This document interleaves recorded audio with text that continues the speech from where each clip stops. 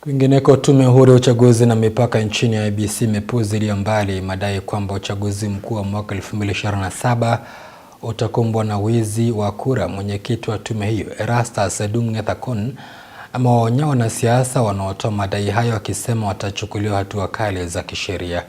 Msimamo huu wa IEBC unajia baada ya naibu gavana wa kaunti ya Kakamega, Ayub Savula, kudai kuwa serikali itakarabati matokeo ya uchaguzi mkuu ili kuhakikisha Rais William Ruto anahudumu kwa muhula wa pili. Victor Kayanda na taarifa kamili. If Chairman Ethekon, you are used to subvert the will of Kenyans, you must be prepared to face the consequences. Baada ya shinikizo kutolewa na viongozi wa upinzani wakitaka tume huru ya uchaguzi na mipaka nchini IEBC kujitokeza na kuzungumzia madai kuhusu wizi wa kura katika uchaguzi mkuu ujao, sasa tume hiyo imejitenga na madai hayo na kuweka wazi kuwa uchaguzi mkuu utakuwa wa huru na haki.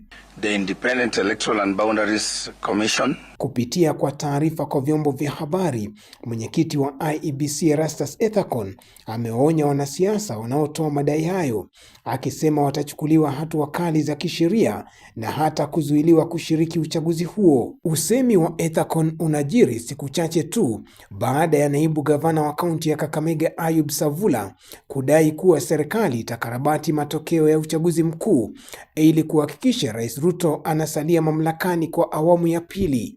Ruto ndio mwenye hiyo budget. Sasa Ruto ataanguka namna gani nyinyi?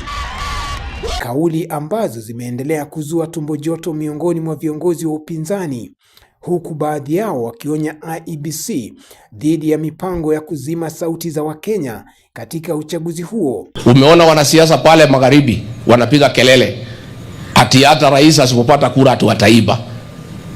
Sasa mtaiba kura ya Wakenya tukiwa wapi?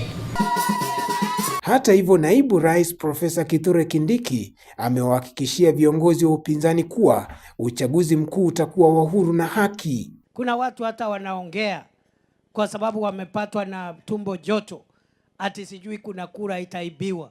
Hakuna kura itaibiwa katika nchi ya Kenya, kwa sababu sisi wenyewe, Rais Ruto na sisi zote wakiwemo hao viongozi wenu wako ofisini kwa sababu tumekuwa na tume huru ya uchaguzi na tumekuwa na demokrasia ambayo inazingatia matakwa na uamuzi wa viongozi wa wananchi. Kindiki aliyezungumza akiwa kaunti ya Kwale amesisitiza kuwa IEBC ni tume huru ambayo inatekeleza majukumu yake bila kuingiliwa na yeyote. Mwaka ujao ni mwaka wa mtihani na viongozi watawekwa kwa mtihani, kila kiongozi kutoka MCA mpaka rais, na ile itatetea kiongozi, sio kuongea mingi, sio kimbelembele, sio kifua. Kazi ambayo umefanyia wananchi ndio itakuokoa, ndio itakutetea. Ni kweli si kweli? Naibu rais amewataka viongozi wa upinzani kuuza sera zao kwa Wakenya badala ya kujihusisha na siasa za uchochezi, akisema Wakenya ndio watakaoamua ni nani atakayeongoza taifa baada ya uchaguzi mkuu ujao. Kwa hivyo hata mwaka ujao uchaguzi wa nchi ya Kenya utakuwa wa huru, wa haki, wa ukweli, na hakuna mtu yeyote ako na mamlaka kuingilia uchaguzi wa Kenya. This country has come very far. Nobody has the ability, whoever they are, to interfere with the election outcome of the Republic of Kenya. Victor Kayanda, Undugu TV.